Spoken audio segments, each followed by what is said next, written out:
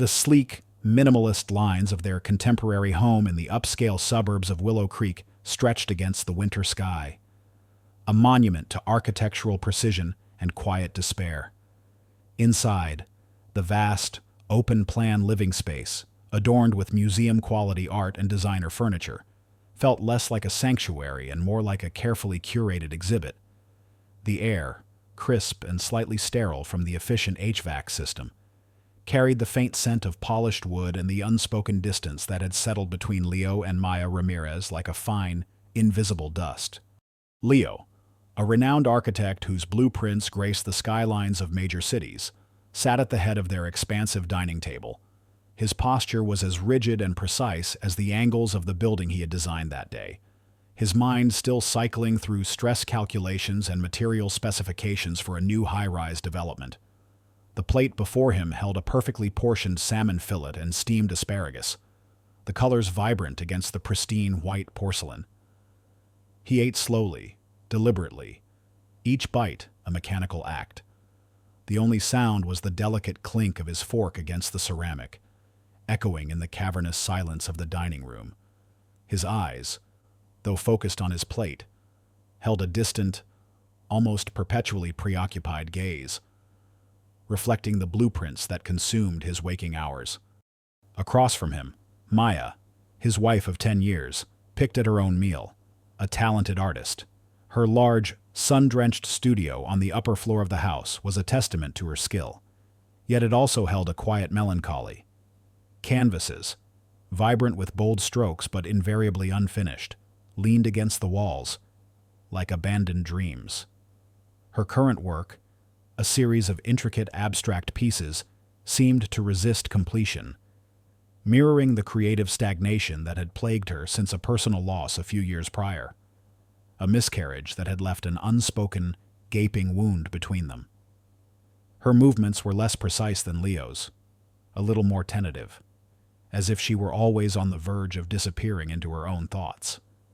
Tonight, her gaze was fixed on a point beyond Leo's shoulder, seeing nothing, lost in the labyrinth of her unfulfilled artistic aspirations and a pervasive, quiet despair.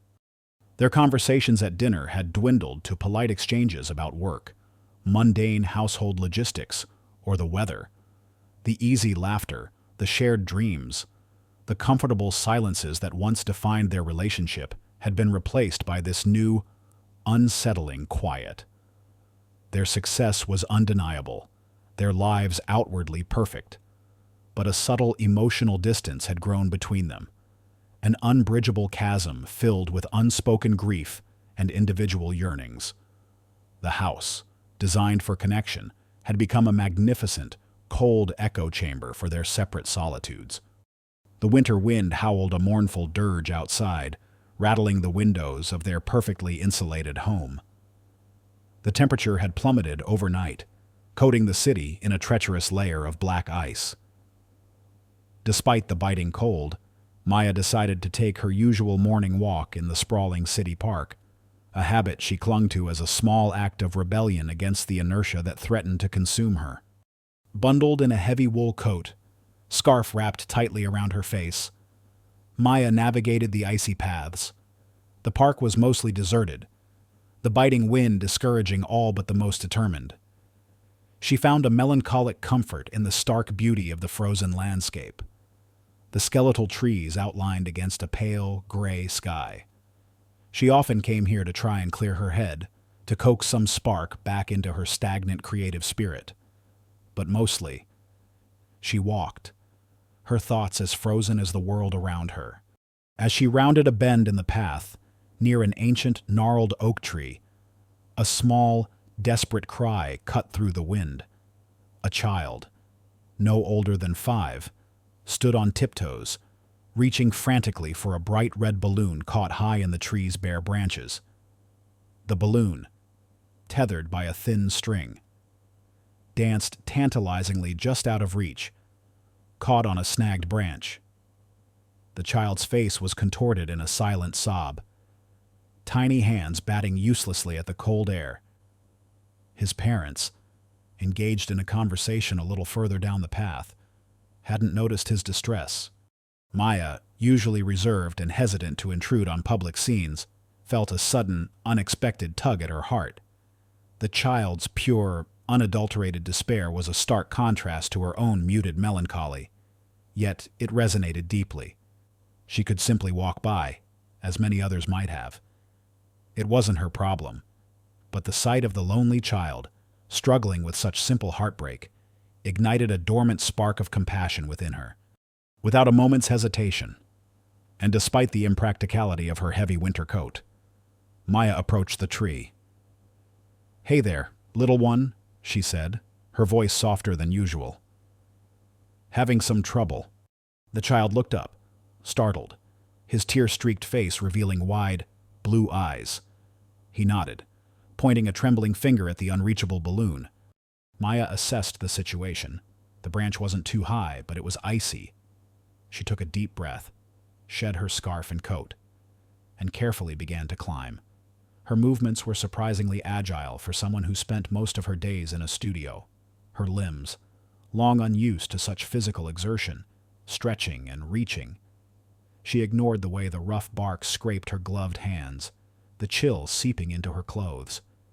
Her focus was entirely on the bright red balloon, on the small, crying child below. With a final stretch, she grasped the string. The balloon, released from its snag, floated down gently. Maya carefully descended the tree, her heart thumping with an unfamiliar mixture of adrenaline and warmth. She landed softly on the icy ground, picked up her coat, and handed the balloon to the child. The child's face, moments ago contorted in sorrow, instantly transformed. His eyes widened, then crinkled into a radiant, gap-toothed smile. "Thank you," he squeaked, clutching the balloon fiercely, his gratitude as pure and untainted as fresh snow. Maya smiled back, a genuine, unforced smile that reached her eyes. A rare occurrence lately.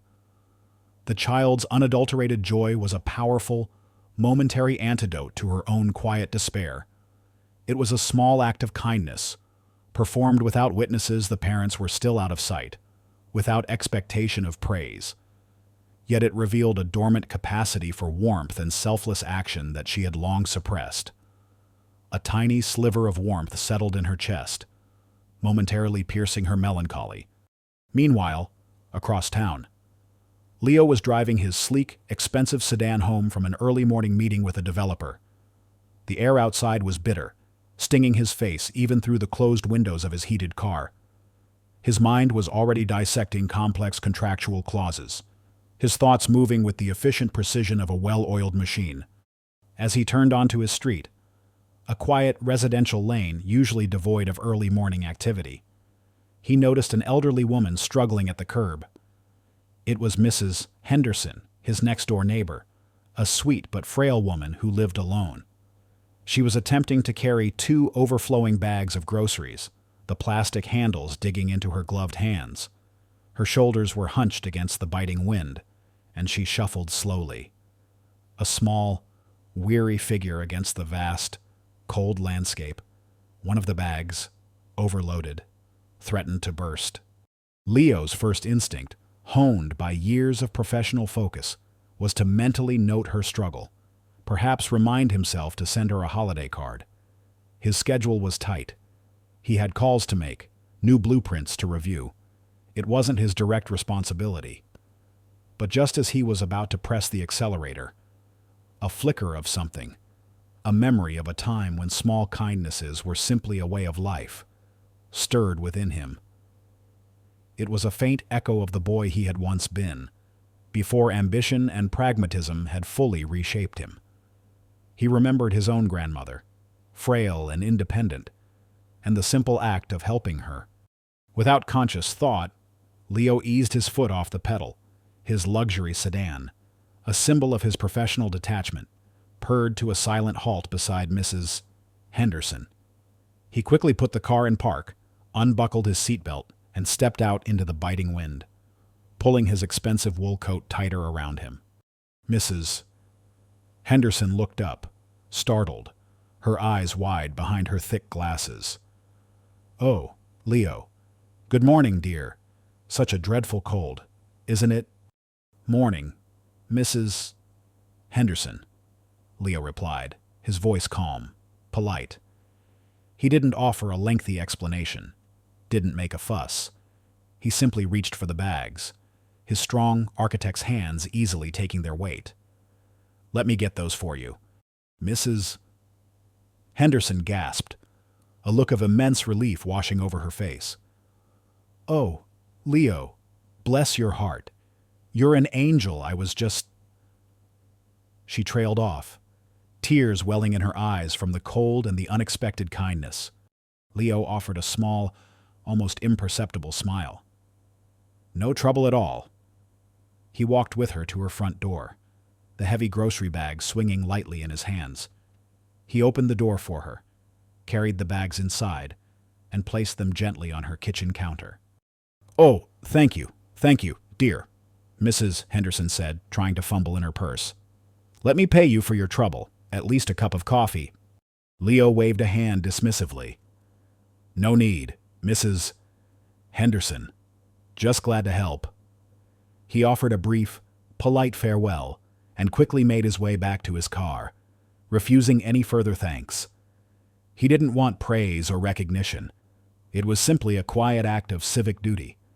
A small, decent gesture performed without expectation, hinting at the underlying decency beneath his disciplined exterior.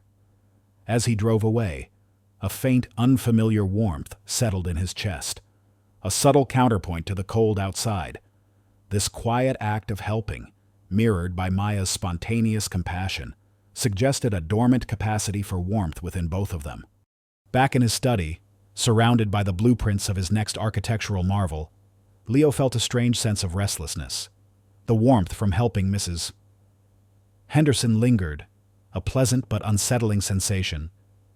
It was the kind of feeling he usually pushed aside, an emotional distraction from the precision of his work. But today, it persisted. His gaze fell upon his meticulously organized desk.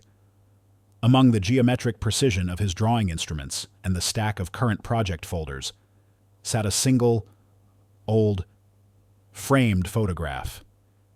He rarely looked at it, but it had always been there. A silent sentinel. It was a faded, slightly discolored picture of a younger, smiling version of himself, perhaps 7 or 8 years old. His hair a lighter shade of brown, a gap in his front teeth.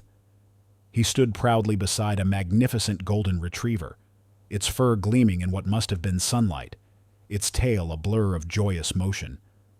The dog, named Sunny, had been his inseparable companion, a source of boundless joy and unconditional love during a childhood that had later grown complicated and distant. Sunny had died tragically young, hit by a car, a memory so painful that Leo had buried it deep, avoiding all mention of pets since. Leo picked up the frame, his thumb tracing the edges of the faded photo. A flicker of unresolved grief, sharp and potent, crossed his face. He rarely revisited this memory, had consciously avoided it for years, believing that burying the pain was the only way to move forward. But today, the image of Sunny, so vibrant and full of life, stirred something within him. It hinted at a past connection to animals, a capacity for love and vulnerability that he had since suppressed. This photograph was the seed of mystery for Leo, a silent testament to a buried capacity for deep affection and a traumatic loss that had shaped his emotional distance. It hinted at a missing piece in his carefully constructed life, a yearning for connection that his architectural triumphs couldn't fill. That evening, as Leo and Maya ate their quiet dinner, each lost in their own thoughts, the separate acts of kindness they had performed, the subtle stirrings of buried emotions, began to resonate. The unspoken grief over their shared loss, the subtle emotional distance that had crept between them, weighed heavily. They grappled with a pervasive sense of unfulfillment, a quiet void lingering in their otherwise successful lives. They felt disconnected from each other and from a deeper purpose, each yearning for something more but unable to articulate it or bridge the growing emotional gap. Maya's uncompleted canvases, Leo's endless blueprints all were symptoms of a deeper longing. The chilling winter air outside their perfectly insulated home seemed to amplify the chill within. The quiet before the storm was becoming restless, a subtle tremor beneath the surface of their ordered, yet unfulfilled, world. The chill that had seeped into the Ramirez home during their quiet dinner intensified dramatically overnight. A brutal winter storm, dubbed the Great Freeze by local news channels, descended upon Willow Creek with a ferocious, icy grip. Snow fell thick and fast, driven by a biting wind that howled like a banshee through the skeletal trees. By early evening, the city was a ghostly landscape of white and gray, its streets treacherous with black ice and drifting snow. The temperature plummeted to single digits, a numbing cold that promised peril to anything left exposed. Leo and Maya, trapped by the sudden severity of the weather, had decided to brave the storm for a rare, strained dinner out at a high-end restaurant in the city center. It was an attempt, perhaps unconscious, to rekindle a flicker of their former life, to escape the suffocating quiet of their large house. The restaurant, ironically named Warm Hearth, offered little warmth to their chilling silence. Their conversation was stilted, polite, circling topics of architectural trends and abstract art, never truly touching upon the vast, emotional chasm that lay between them. Leo's mind was preoccupied with the structural integrity of a building in such winds, Maya's with the unyielding blankness of her latest canvas. As they drove home, their luxury SUV, equipped with all-wheel drive, navigated the treacherous, snow-choked streets with ease, yet the journey felt strangely tense. The city lights, usually a comforting glow, were muted by the thick snowfall, creating an eerie, almost surreal landscape. Leo's hands gripped the steering wheel, his jaw tight with the focus required to maintain control on the icy roads. Maya stared out the window, her breath fogging the glass, her mind drifting through the unfinished narratives of her art. They were passing through a desolate, abandoned construction site near a highway overpass, an area of the city that had been earmarked for development but lay perpetually unfinished, a testament to broken promises and stalled ambitions. The site was a skeletal landscape of rusting steel beams, concrete rubble, and towering piles of dirt, now dusted with a thick, pristine layer of snow. It was a place known for its treacherous conditions and isolation, a forgotten corner of the bustling metropolis. Then, through the fierce wail of the wind and the muted rumble of their SUV's engine, they heard it. A faint, desperate howl. It was a sound that seemed to pierce the icy silence, raw and filled with an ancient, primal sorrow. It was the sound of pain, of cold, of utter desolation. Leo, pragmatic to a fault, barely registered it. "Just the wind," he murmured, his gaze fixed on the road ahead. "Or a coyote. Keep driving. Maya, these roads are getting worse."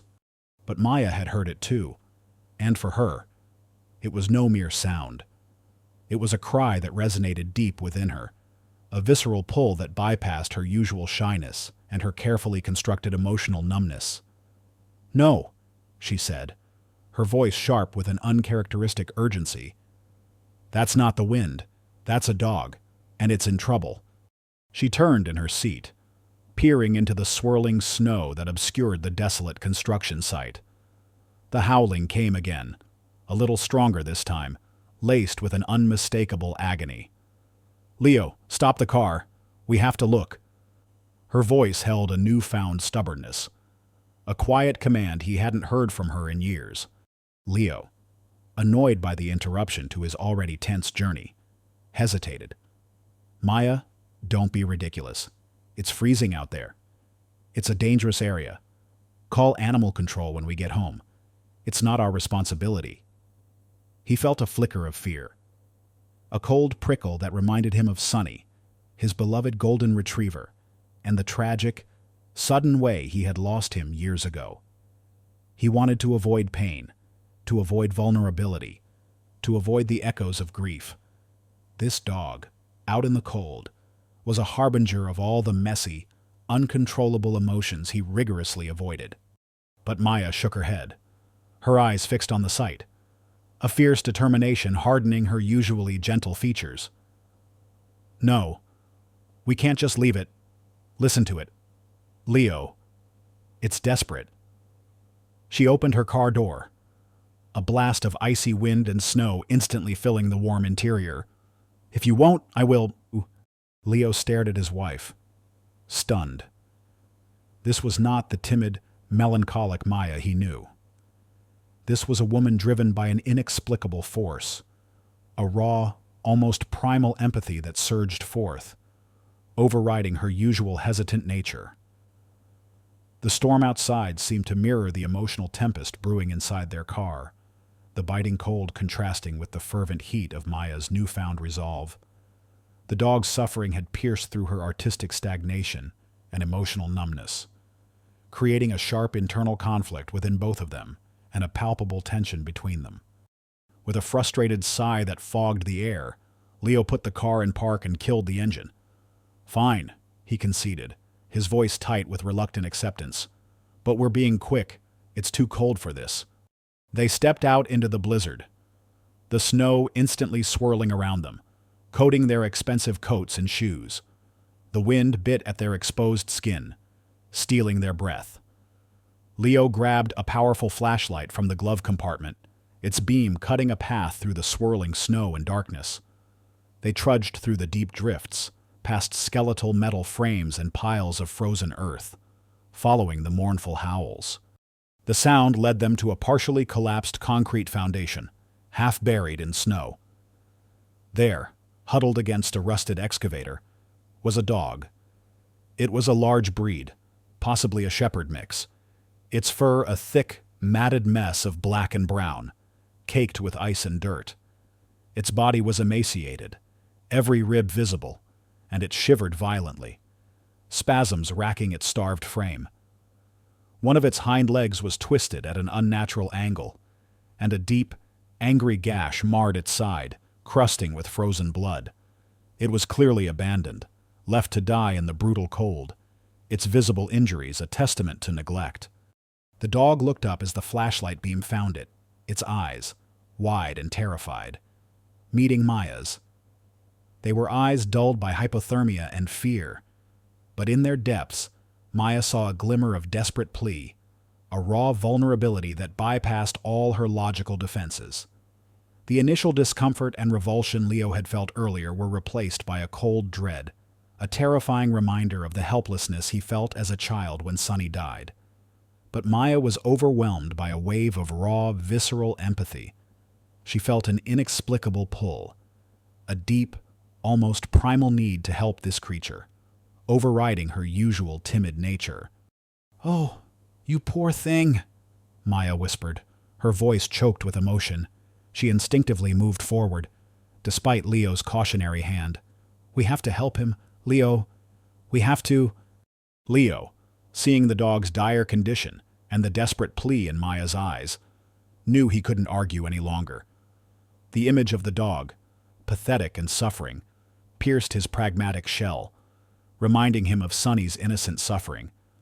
This was no longer just about responsibility. It was about basic human decency, a call to action he couldn't ignore, especially not when Maya, usually so hesitant, was so fiercely determined.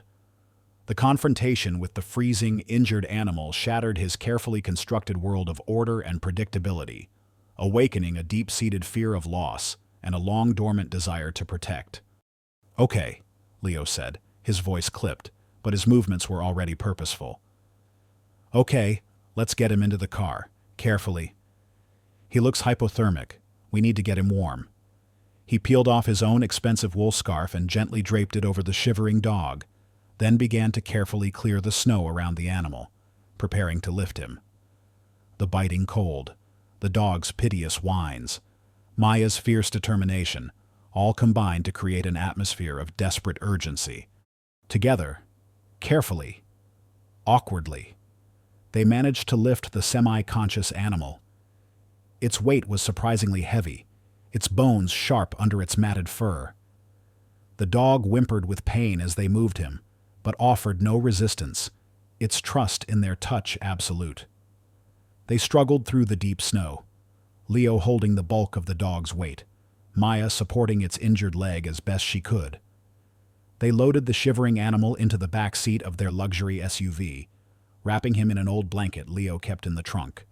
The pristine interior of the vehicle, usually immaculate, was now marred by snow, mud, and the faint, musky scent of a wild, suffering animal. As Leo pulled away from the abandoned construction site, the tires crunching on the icy road, he glanced at Maya in the rearview mirror. She was leaning over the dog, murmuring soft words of comfort, gently stroking its icy fur. Her face, usually so composed, was etched with concern. But there was also a newfound purpose in her eyes, a spark of life he hadn't seen in years. This act, done out of a desperate sense of urgency and Maya's unprecedented determination, had irrevocably shattered their carefully maintained routine and emotional distance.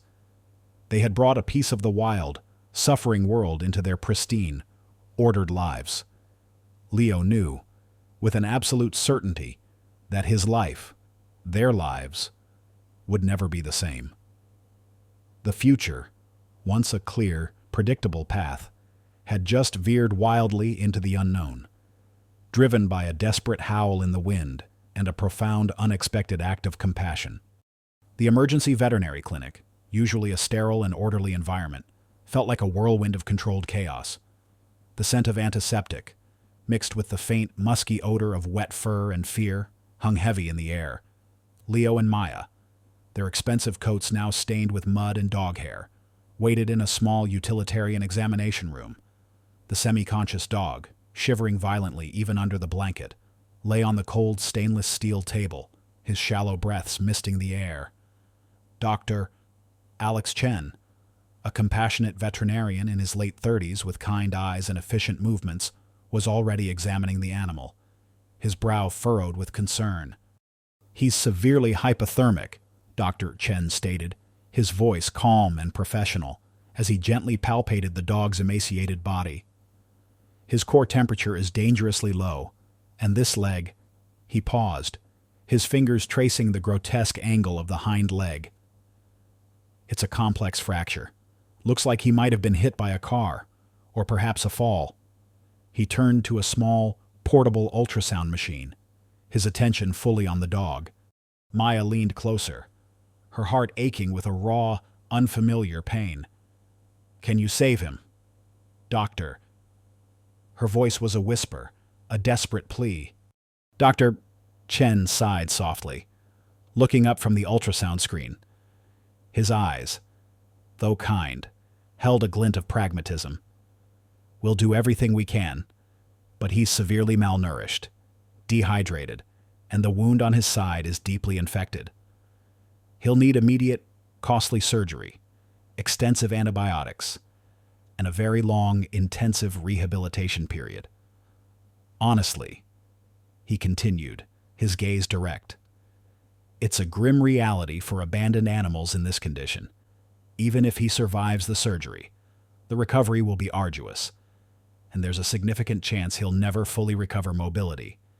He'll likely always have a limp, and he's clearly deeply traumatized." Leo, who had been silent, interjected, his voice edged with his usual cold logic. "Doctor, what are the options if we can't commit to that? What happens to animals like him?" He remembered Sonny, the suddenness of his loss, and the pain it had brought. He wanted to avoid that pain, that vulnerability, at all costs. Dr. Chen's gaze softened, but his words were firm. "Mr. Ramirez, the shelters are overflowing, especially in winter. A dog with this level of injury, requiring such extensive post-operative care and long-term commitment, has extremely low chances of adoption. Most, sadly, are humanely euthanized to prevent prolonged suffering and to make space for healthier animals. He needs a home, a committed, loving home." He paused, his eyes settling on Maya. He trusted you enough to let you bring him here. He needs someone to fight for him." Maya looked at the dog, at his shivering frame, his terrified but trusting eyes. The image of the child in the balloon, the quiet relief she had felt, resurfaced. This was larger, more urgent. The doctor's words were a direct challenge, bypassing her logical defenses and striking at the core of her dormant empathy. She felt overwhelmed, the weight of the dog's fate settling heavily on her shoulders. Her perfectly ordered, aesthetically pleasing life had no space for such a messy, demanding presence. Yet, the thought of abandoning him to such a fate, after witnessing his desperate struggle for survival, was unbearable. She had found him. He was her responsibility now. This was the Baklo Trongtin, the Bat Jakdi, a forced commitment that would redefine her. "We'll do it," Maya said, her voice clear and unwavering, surprising even herself with her conviction. "We'll pay for the surgery. We'll take care of him." Leo stared at his wife, stunned. This was an impulsive decision, completely uncharacteristic of her usual timid nature, a complete disregard for their financial pragmatism and the careful balance of their sterile home. He saw the fire in her eyes, the raw determination that had replaced her usual melancholic resignation. He knew, instinctively, that arguing was futile. The point of no return had already been crossed back on that desolate construction site. "Very well," Dr. Chen said, a small, genuine smile gracing his lips. "It's a noble decision, Mrs. Ramirez. We'll prepare him for surgery immediately. We'll give you a detailed breakdown of the costs and a care plan for his rehabilitation. It will be long and arduous, but with your commitment, he has a fighting chance." Over the next few hours, while the dog was prepped for surgery, Maya and Leo received a crash course in canine first aid and post-operative care. Dr. Chen patiently explained the intricate process of administering medication, cleaning wounds, and performing gentle physical therapy exercises for the fractured leg. He handed them a thick packet of information on special needs animal care, outlining the challenges and rewards of living with a disabled pet. It was during this time, sitting in an empty consultation room, waiting for news of the surgery, that Maya felt an undeniable urge. She pulled out her sketchbook, the one filled with powerful, wild animals, and began to draw, not abstract shapes, not vague forms, but the dog. She drew his injured leg, attempting to visualize the fractured bones, the tendons, the way the muscles would need to knit back together. She sketched his head, trying to capture the fear, the resilience, the spark of life she had seen in his eyes. Her hands, usually hesitant over the canvas, moved with a fluid confidence, tracing lines that conveyed both vulnerability and raw strength. This was her suppressed artistic talent resurfacing, a way for her to process her emotions, to connect with the dog on a deeper, more primal level. Leo, watching her, noticed the intense focus, the almost feverish energy with which she drew, a side of her he hadn't seen in years. He felt a quiet stirring of his own, a strange sense of tenderness he thought he had lost.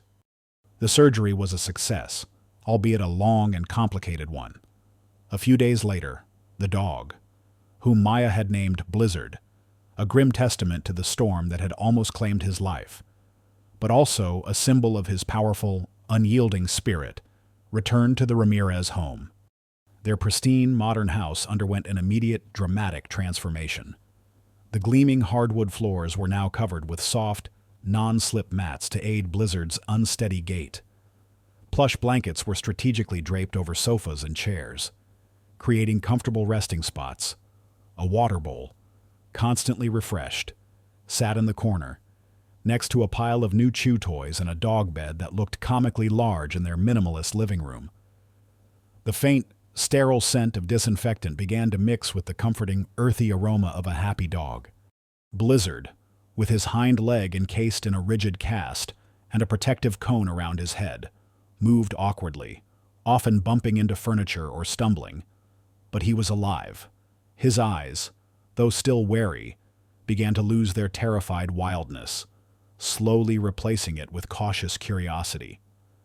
He followed Maya from room to room, a silent, limping shadow, and would often rest his head on her lap while she sketched. Leo, initially detached, found himself unconsciously assisting with Blizzard's care, helping Maya administer medication, gently guiding the dog during his slow, painful walks in the backyard.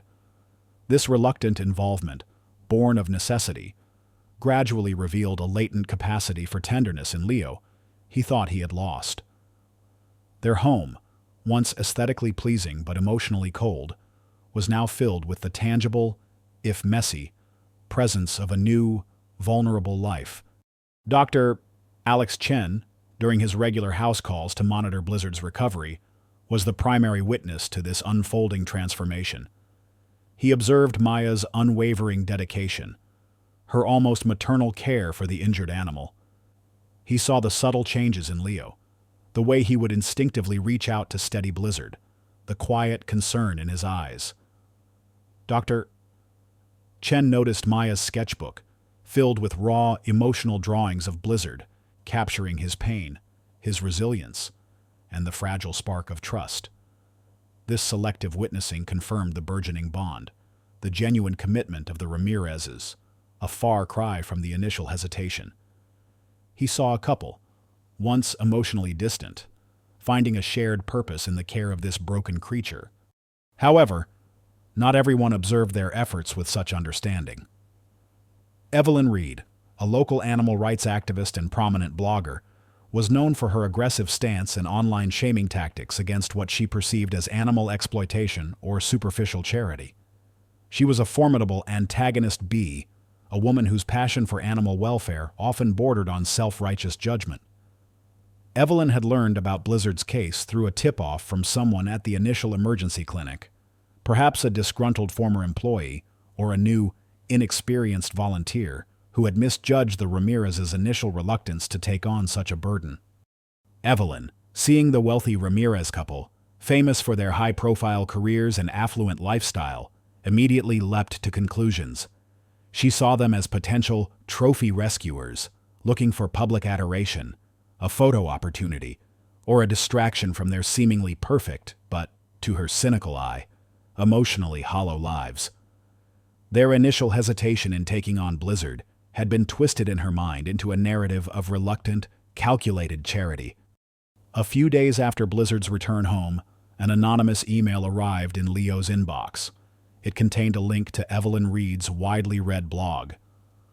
The title screamed, "Another charity case for the rich, the truth behind Willow Creek's latest rescue."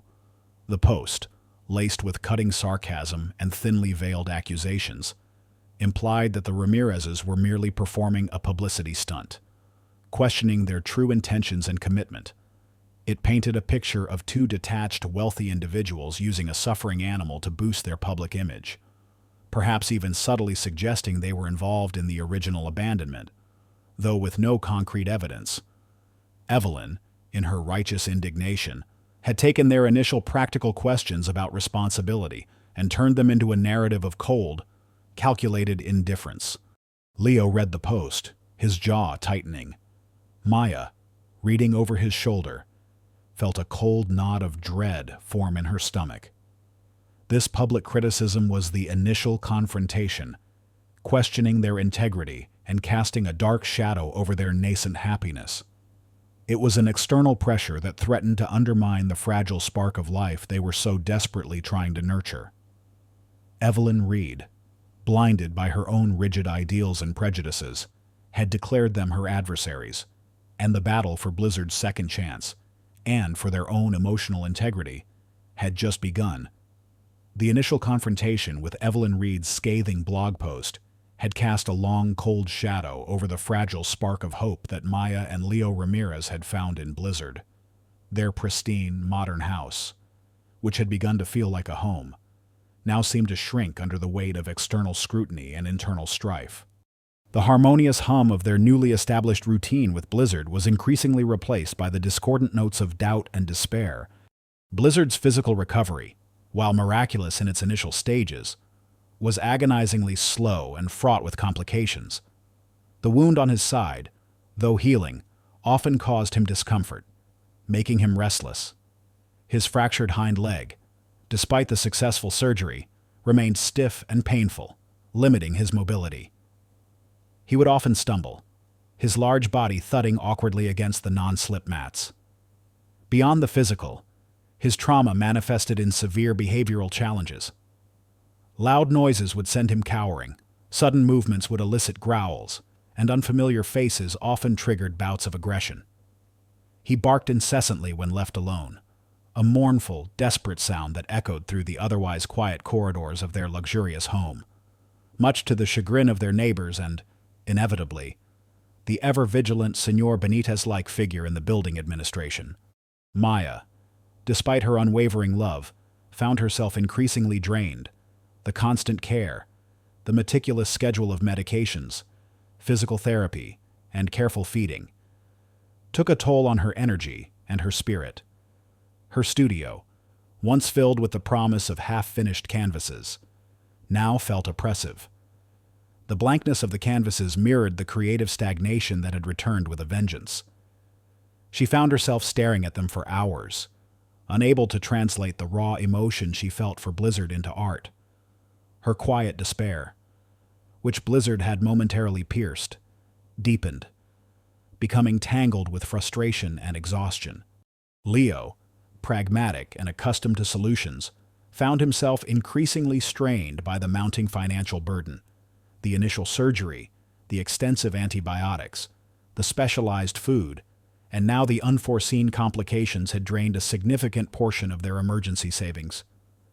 Every new veterinary bill was a stark reminder of the escalating cost, and his architect's mind, accustomed to precise budgets, struggled to rationalize the unpredictable expenses. He saw the toll it was taking on Maya, witnessing her exhaustion and the return of her melancholic gaze. He loved Maya fiercely, and seeing her suffer, even for a cause he was slowly coming to embrace, was agonizing. Their arguments, once rare and polite, now became more frequent, sharper, fueled by fatigue and anxiety. "Maya, we need to be realistic," Leo would say, his voice tight with suppressed frustration, gesturing towards the latest veterinary invoice. "This is costing us a fortune. We're talking hundreds of thousands, and he's still so aggressive. The neighbors are starting to complain. What if he bites someone?" Maya would recoil, her eyes flashing with a pain that cut him to the core. "How can you even think like that? Leo, he's suffering. He's traumatized. He needs us.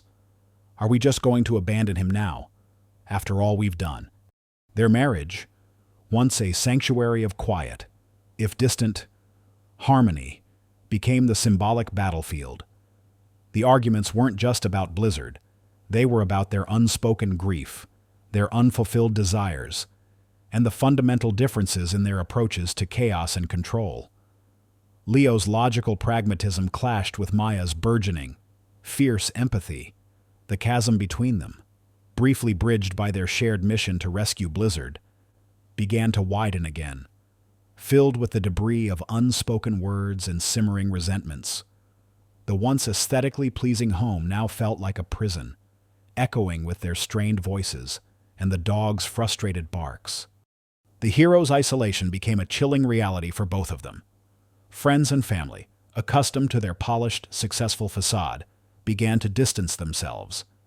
Their casual acquaintances, upon hearing snippets of the mounting costs and Blizzard's behavioral issues, offered polite, yet shallow, sympathies, quickly changing the subject. "You know, Maya," her closest friend, Clara, had said during a rare phone call, her voice hesitant. "Maybe it's time to consider other options. He's a difficult dog. Maybe he'd be better off in a place with more resources. It's not fair to you. Or Leo." Clara's well-meaning advice, echoing Leo's own earlier pragmatic concerns, only deepened Maya's sense of isolation. No one truly understood the bond she felt, the profound shift in her own heart. She wrestled with the profound sense of aloneness, the weight of the responsibility settling heavily on her shoulders. Her creative work suffered, intensifying her despair as she felt increasingly inadequate. Leo, too, felt utterly alone in his internal struggle. He couldn't articulate the growing emotional attachment he felt for Blizzard, a tender, vulnerable feeling that reminded him of Sunny, his lost childhood dog, a memory still tinged with pain. He felt caught between his logical desire to cut their losses and his burgeoning, almost irrational love for the damaged animal. He couldn't speak to Maya about it, fearing it would exacerbate her own despair or make him appear weak. He was fighting battles on two fronts, the external battle for Blizzard's survival and the internal battle against his own suppressed emotions. They realized, with a chilling clarity, that they were fighting this battle alone. The external pressure mounted with the antagonist B, Evelyn Reed. Her initial blog post had gained traction, and she had a devoted following. She continued to publish scathing updates, twisting minor incidents into major infractions. A dropped toy in the elevator, a fleeting bark at a delivery person. All were exaggerated and presented as evidence of Blizzard's dangerous nature and the Ramirez's supposed irresponsibility. The public, swayed by Evelyn's aggressive narrative, began to question their commitment. Comments on her blog post ranged from concern for Blizzard's well-being to outright accusations against Leo and Maya, painting them as selfish socialites using a tragic case for fame. They're clearly in over their heads. One comment read, "That poor dog needs real help, not a photo shoot," said another. This external pressure only exacerbated the internal strain on Leo and Maya, fueling their arguments and deepening their despair. Then came the definitive time pressure, the ultimatum that pushed them to the brink. Dr. Alex Chen, their helper, though sympathetic, was also a pragmatist. During a particularly difficult house call where Blizzard had a severe anxiety attack triggered by a sudden loud noise, Dr. Chen sat them down, his face grave. "Leo, Maya," he began, his voice gentle but firm. "I'm concerned. Blizzard's behavioral regression, coupled with his physical limitations, is making his quality of life incredibly challenging. We've exhausted conventional behavioral therapy, and the stress on him, and on you, is unsustainable. Financially, you're also at your limit. I have to be honest with you." He paused, letting his words sink in. "We have two options. We can try to find a specialized, long-term rehabilitation facility for severely traumatized dogs. These places are expensive, incredibly rare, and often have long waiting lists, or—" His voice dropped, filled with a profound sadness. "Or we face the grim reality of reevaluating Blizzard's future. If his aggression cannot be managed, if he continues to suffer from extreme anxiety, and if you can no longer provide the level of specialized care he needs, then euthanasia might be the most humane last resort." The word euthanasia hung in the air, a chilling echo of Leo's earlier pragmatic question, now delivered with heart-wrenching gravity. It was a deadline, an intense ticking clock that transcended financial strain or public criticism. It was a choice between a desperate, perhaps impossible, hope or the ultimate act of mercy. Dr. Chen gave them 1 week to make this agonizing decision, explaining that prolonged stress and uncontrolled aggression would only worsen Blizzard's condition and suffering. The tension in the Ramirez home became unbearable, a blizzard of doubt and despair threatening to extinguish the fragile spark of life they had fought so hard to ignite. Their love for Blizzard was boundless, yet they questioned if their love was enough to overcome these insurmountable obstacles.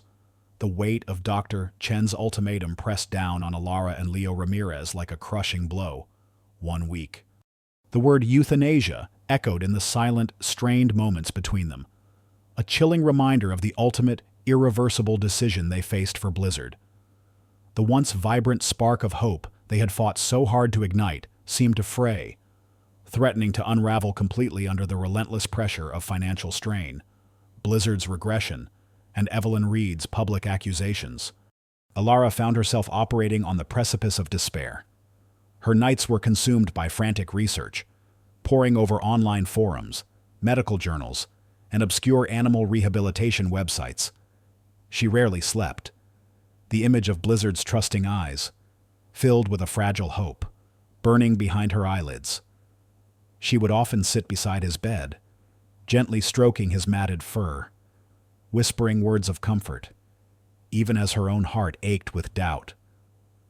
Was it fair to him to prolong his suffering?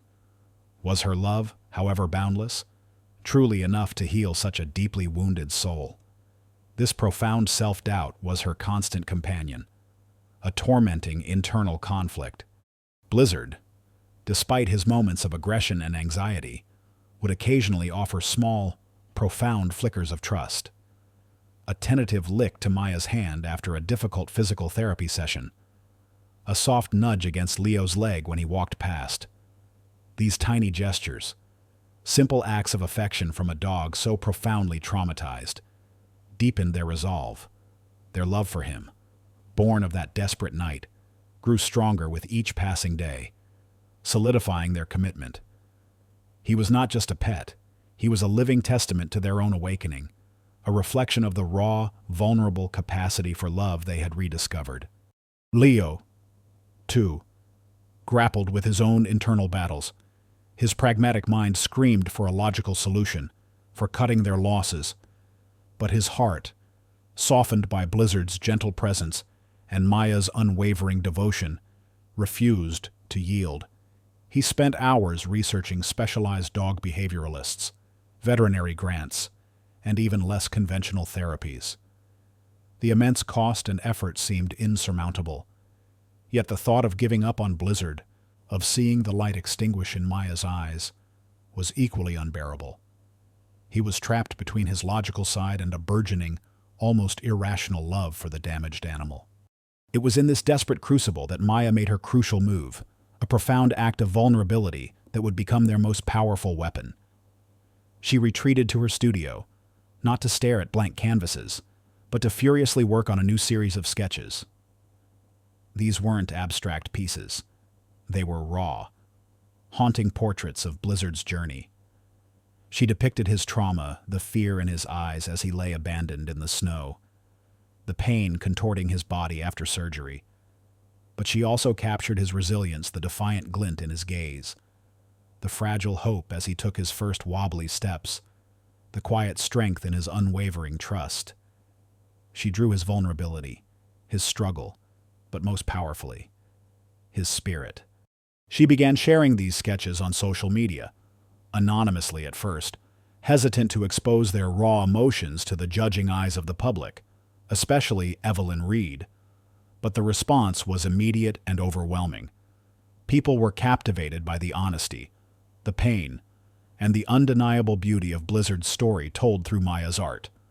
Comments poured in, expressing sympathy, offering encouragement, and even small donations. Her artwork, once a source of private fulfillment, now became a powerful tool to mobilize support. Simultaneously, Leo, leveraging his architectural acumen, began meticulously researching and designing a new, safer living space for Blizzard within their home. He drew detailed blueprints for a reinforced, soundproofed den, incorporating elements to manage Blizzard's anxiety and provide him with a secure sanctuary. He considered every angle, every material, every potential trigger for Blizzard's fear.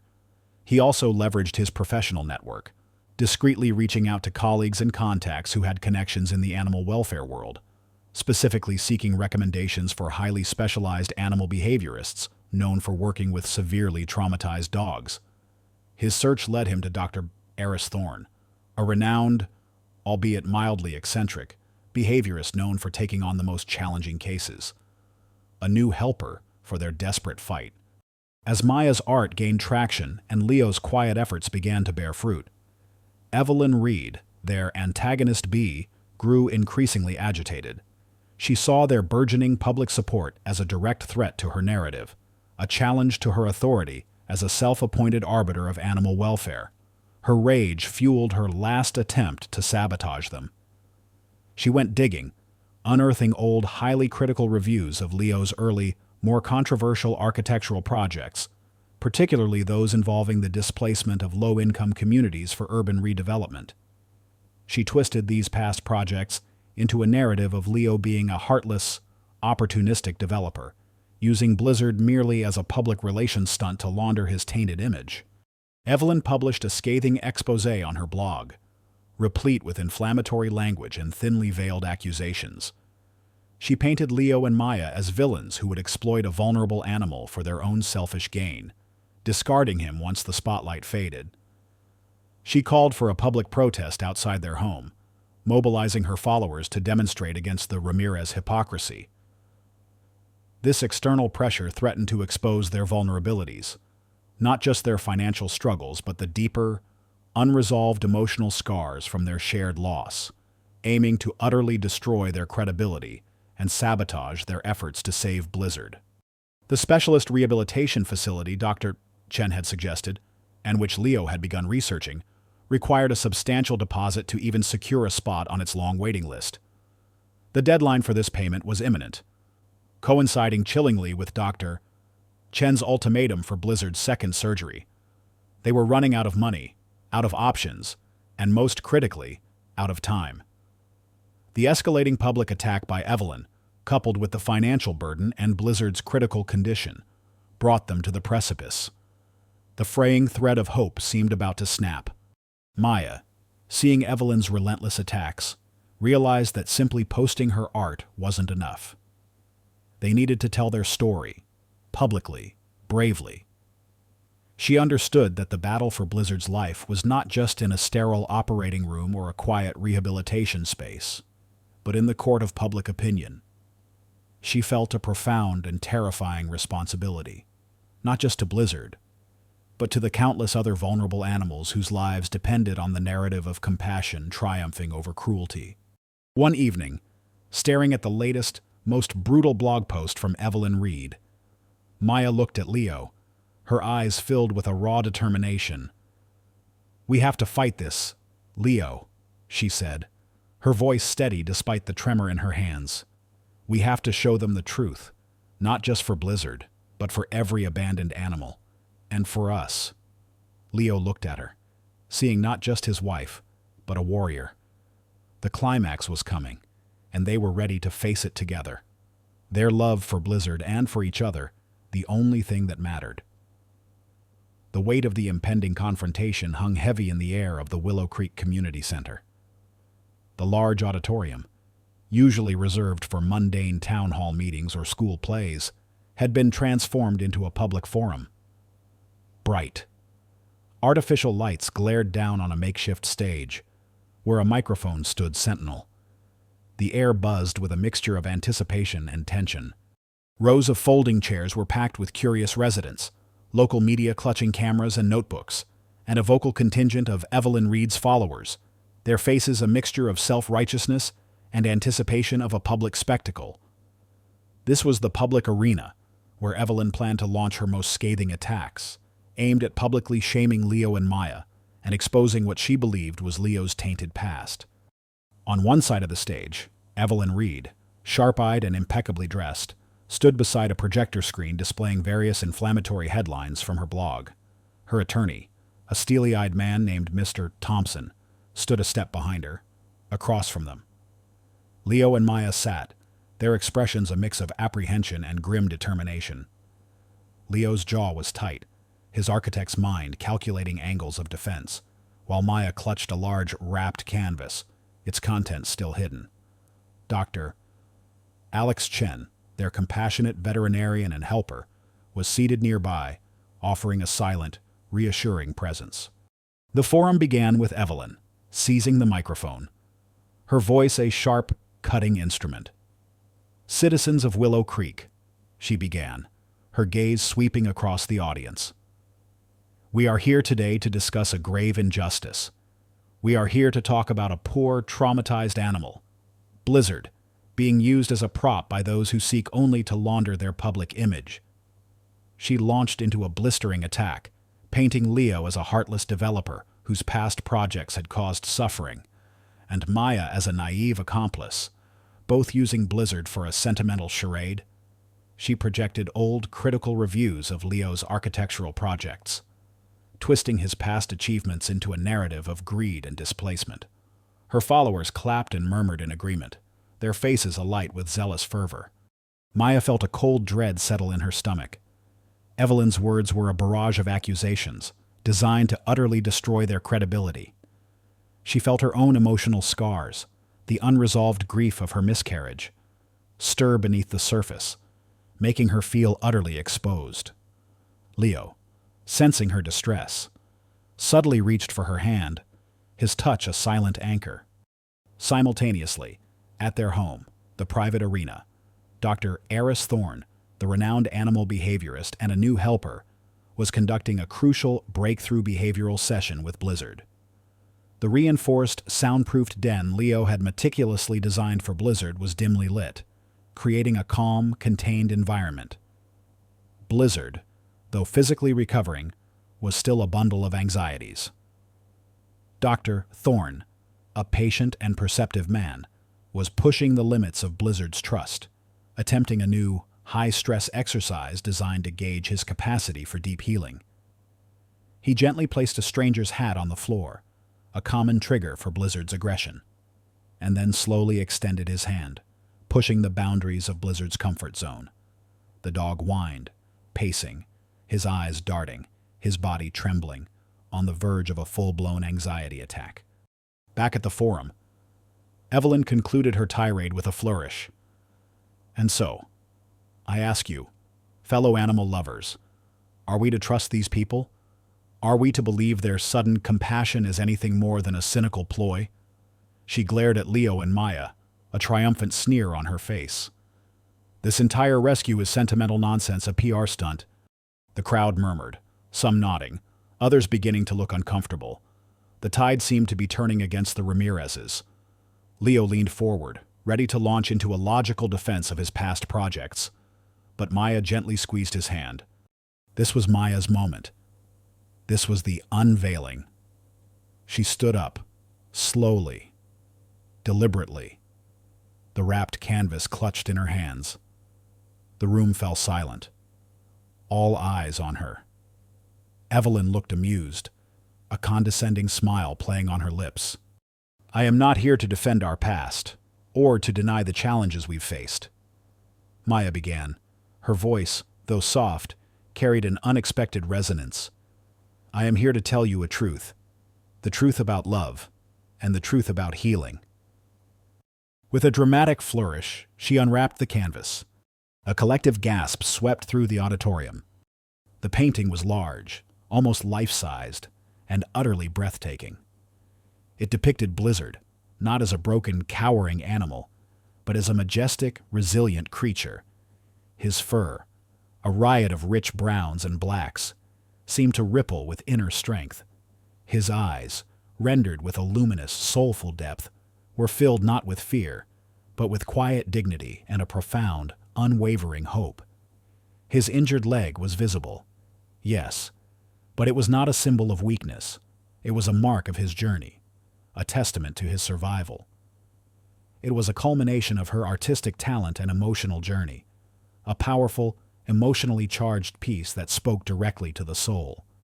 This is Blizzard, Maya said, her voice now ringing with quiet power. Not a charity case, not a prop, but a teacher. He taught us about resilience. He taught us about unwavering love. He taught us that true strength is not in avoiding pain, but in embracing it, and in healing, brick by painful brick. Evelyn Reed's amused smile faltered. Her eyes, fixed on the painting, widened in shock, then twisted with a mixture of disbelief and shame. Her accusations seemed to evaporate in the face of such raw, undeniable beauty and emotional truth. The public, who had been swayed by Evelyn's narrative, transitioned from skepticism to awe. Gasps turned into murmurs of admiration, then into a rising tide of applause. This was the bated breath moment. Evelyn, regaining her composure, attempted to mock Maya's painting, dismissing it as sentimental nonsense, just as the news anchor or the journalist Sophia, who had alerted the local media and was watching from the sidelines, interjected, her earpiece buzzing with an urgent update. "Excuse me?" the news anchor announced, her voice filled with a barely contained excitement. "We have a live feed from Dr. Eris Thorne, the animal behaviorist working with Blizzard. He's just sent us this." On the large projector screen, Evelyn's inflammatory headlines suddenly vanished, replaced by a live video feed from Maya and Leo's home. The camera focused on Dr. Thorne, his face beaming, and then it panned to Blizzard. Blizzard, though still limping slightly, was not cowering. He was sitting calmly, watching Dr. Thorne. "Doctor." Thorne gently extended his hand, pushing it slightly forward. Blizzard hesitated, his ears twitching. Then, in a moment of profound vulnerability and trust, he leaned forward and offered a tentative, gentle lick to Dr. Thorne's outstretched hand. It was a simple gesture, but it was raw, unadulterated affection, a breakthrough moment of trust. He then nudged Dr. Thorne's hand with his nose, a soft whimper of contentment escaping him. The sight of the once traumatized dog showing such profound trust, so unexpectedly, so genuinely, live on screen, directly contradicted Evelyn's narrative. The room erupted. Gasps of astonishment turned into shouts of joy. Tears streamed down faces. The applause, which had started as a gentle patter, swelled into a roaring ovation, a wave of collective catharsis that swept through the auditorium. Evelyn Reed's face, bathed in the glow of the live video feed, contorted in utter defeat. Her accusations, her carefully constructed narrative of hypocrisy, shattered into a million pieces. She was publicly undermined by the undeniable truth of Blizzard's healing and Maya's art. Her shame was palpable, her eyes darting nervously, searching for an escape. Mr. Thompson, her attorney, quietly put a hand on her arm, signaling that the battle was lost. Leo, witnessing Maya's incredible courage, the outpouring of public support, and the undeniable proof of Blizzard's progress, felt an overwhelming surge of pride and renewed love for his wife. His own emotional walls, so rigidly maintained for decades, crumbled completely. Tears welled in his eyes, not of sorrow, but of profound relief, and a love so vast it almost overwhelmed him. He reached for Maya's hand, gripping it tightly, his silent acknowledgement of her warrior spirit. The vindication was not just for Maya's integrity, but for the inherent power of empathy, the triumph of unconditional love, and the deep, transformative connection that had blossomed between them and Blizzard. The public's judgment had shifted from condemnation to overwhelming admiration.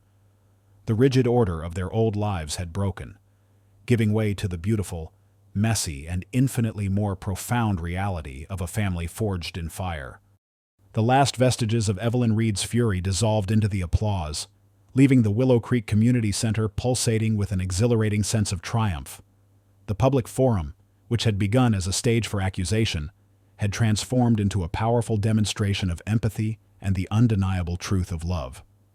For Leo and Maya Ramirez, the emotional weight that had pressed down on them for weeks had finally lifted, replaced by a profound lightness, a renewed sense of purpose that resonated deeply within their transformed hearts. Evelyn Reed, the self-appointed arbiter of animal welfare, found her reign of digital terror swiftly dismantled, publicly discredited by Maya's raw, powerful art and Dr. Thorne's undeniable video evidence of Blizzard's healing. Her blog readership plummeted. The very followers she had mobilized turned against her, inundating her online platforms with messages of condemnation and disgust. Facing a massive backlash and under subtle legal pressure from the Ramirez's attorney, Mr. Thompson, Evelyn was forced to issue a grudging public apology. It was a thinly veiled statement, devoid of true remorse, but it marked the end of her influence. Her reputation was irrevocably tarnished, her aggressive tactics exposed for the cynical manipulation they were. The antagonist B, blinded by prejudice, had received a fitting, public fall. As for Blizzard's original owner, the anonymous K. Ak Loia, who had abandoned him to the freezing cold. Their identity was eventually brought to light through the continued efforts of the local media and a quiet police investigation initiated by Sergeant Jenkins, unaware of the full story. But responding to animal cruelty concerns. Though no direct charges were immediately filed due to complexities in proving intent, the public condemnation was severe.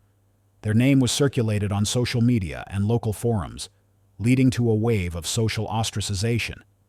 They lost their job, their reputation shattered, proving that justice, even if not strictly legal, could still be served by the collective conscience of a community. With the external battles won, Leo and Maya turned their full attention to the new calm and the opportunities it brought. Maya's artwork, particularly the painting of Blizzard, became widely celebrated. Her raw, emotional style, infused with such profound empathy, resonated with audiences far beyond Willow Creek. Commissioned pieces began to pour in, from portraits of beloved pets to large-scale murals for animal shelters. Prestigious galleries offered her exhibitions, showcasing her unique talent and the powerful stories behind her art. Publishers approached her with offers to illustrate children's books promoting animal welfare, teaching young readers about compassion and responsible pet ownership.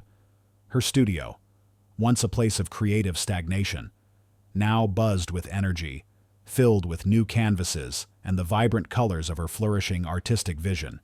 She had found deep creative fulfillment, an outpouring of passion that had been stifled for years. Leo, having witnessed the undeniable power of empathy and the profound impact of their actions, underwent his own significant reevaluation of priorities. The relentless pursuit of architectural grandeur, once his sole driving force, now seemed hollow compared to the life-affirming work they had stumbled into. He took a 6-month sabbatical from his high-pressure architectural firm, a decision that stunned his colleagues but felt profoundly right to him. During this time, he dedicated himself to co-founding a non-profit organization alongside Dr. Alex Chen, dedicated to rescuing and rehabilitating severely traumatized animals. Leveraging his organizational skills, his keen eye for efficiency, and his now vast network of resources, Leo began designing humane, innovative animal shelters, blending his professional expertise with his profound personal passion. Their marriage, once characterized by subtle emotional distance, now thrived. They communicated openly, sharing not just their daily lives, but their deepest dreams and fears. Laughter, genuine and unrestrained, filled their home, and their love deepened, a partnership forged in shared purpose and an unconditional affection for the gentle giant sleeping at their feet.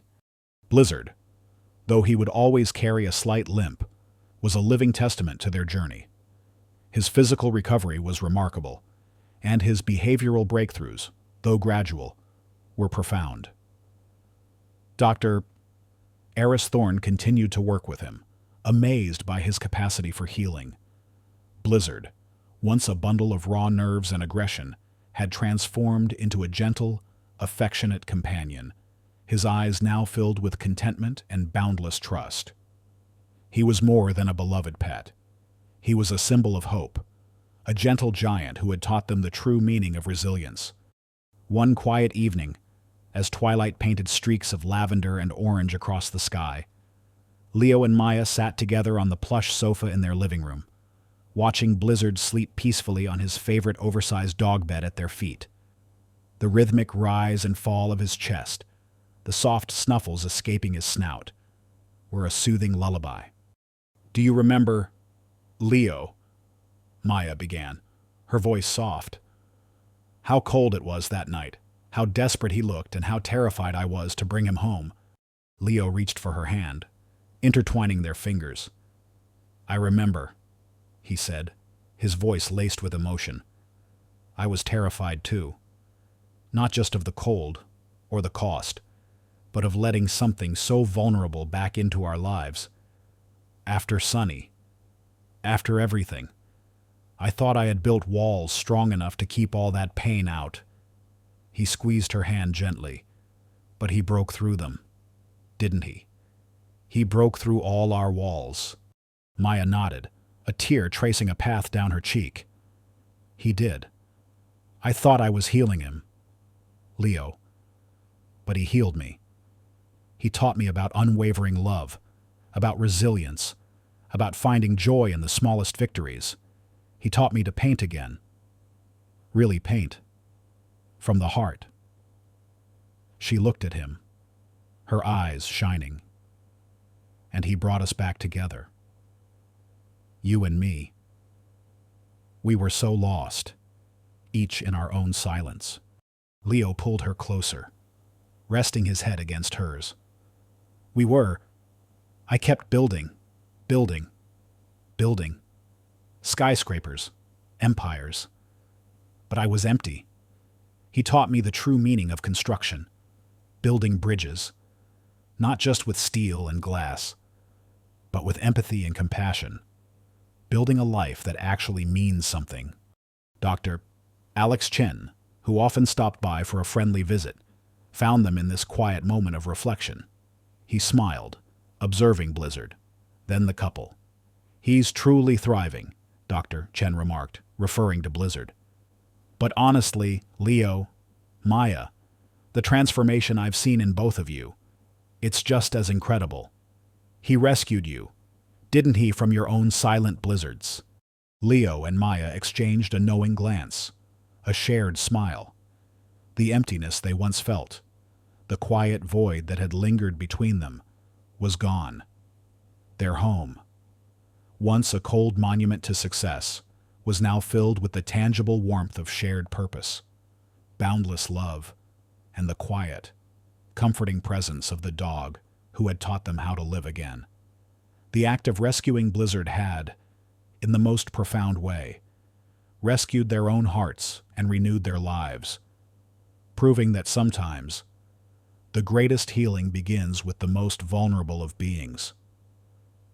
3 years later, the quiet suburban town of Willow Creek had transformed into a vibrant community, its landscape dotted with new green spaces and its spirit animated by a pervasive sense of interconnectedness.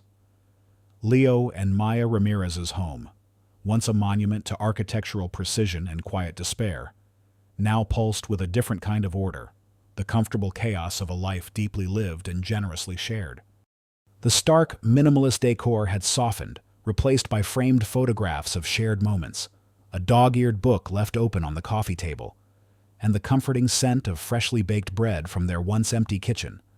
Ilara's personal life, once meticulously compartmentalized and emotionally distant, was now richer, more balanced. She still maintained her methodical routines, a core part of her being, but they no longer served as a shield against the world. Instead, they provided a stable foundation upon which she built a life filled with genuine connection. She hosted regular family dinners, usually with her sister Clara and her growing family, and often with Ethan. Her house felt like a home, filled with warmth and the comforting sounds of laughter and shared stories. Ethan, now 38, was a testament to the power of second chances and unwavering support. He was clean, his eyes clear and bright, free from the haunted weariness that had once defined them. He had excelled in his rehabilitation program, embracing every step of the journey with a quiet determination David recognized as a shared trait.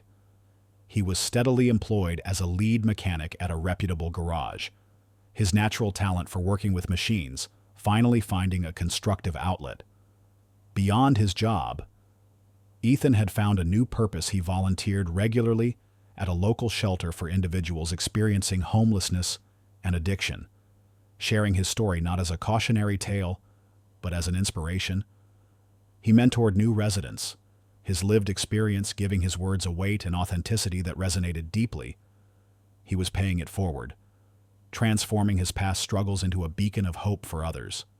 Their brotherly bond, once fractured and seemingly beyond repair, had not just mended, it had been reforged in the crucible of adversity, stronger and more resilient than ever before.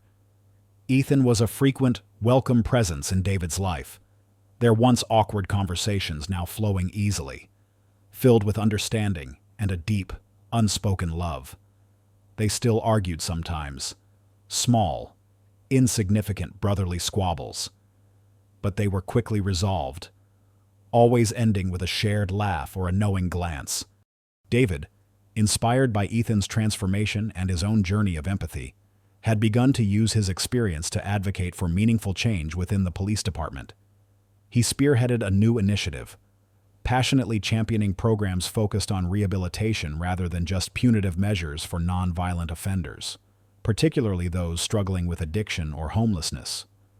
He believed that the uniform should not just represent authority, but also compassion and understanding.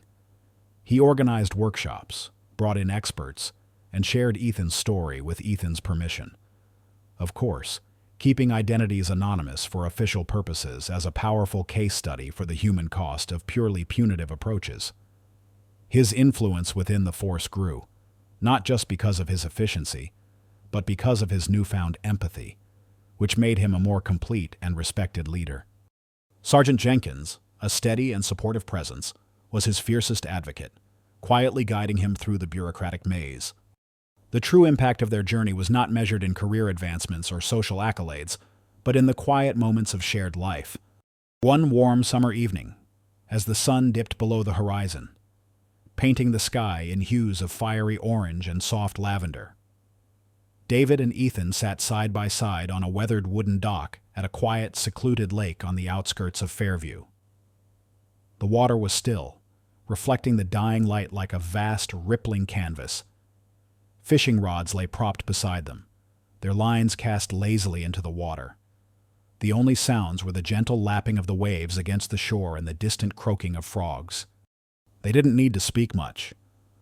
The silence between them was not the empty, strained silence of 2 decades ago, but a comfortable, understanding quiet, filled with the unspoken language of shared history and profound connection. Ethan pulled a small, intricately carved wooden fish from his pocket, a gift he had made for David, a symbol of their shared love for the lake they had discovered as children. David took it, his fingers tracing the smooth, cool wood. "Remember that time," Ethan began, his voice low, a soft smile playing on his lips, "when you swore you caught the biggest catfish in the lake, but it turned out to be just an old boot." David chuckled, a genuine, warm sound. "And you swore you'd seen a mermaid." "Ethan, we were both pretty wild back then." Ethan nudged him gently with his elbow. "Yeah, we were." He paused, his gaze fixed on the shimmering water. "Glad we found our way back. Davy." David looked at his brother, his eyes reflecting the soft glow of the sunset. He didn't need to say anything. A subtle, knowing glance passed between them, a silent acknowledgement of the long, winding road they had traveled, the depths of despair they had plumbed, and the profound joy of their reunion. The locket, no longer hidden in a drawer but worn discreetly around David's neck, is a subtle reminder of the past, now healed and integrated into the present. Ethan's presence, a strong, vibrant force beside him, was the ultimate vindication of every risk David had taken, every wall he had dismantled. Their bond, unbreakable now, was the true triumph, a quiet symphony of joy. If this story stirred your heart, if it reminds you that courage can alter destinies and that light always finds a path even in the deepest darkness, please leave a comment. Share this story with those who need inspiration. Like, subscribe, and hit the bell to never miss our upcoming stories.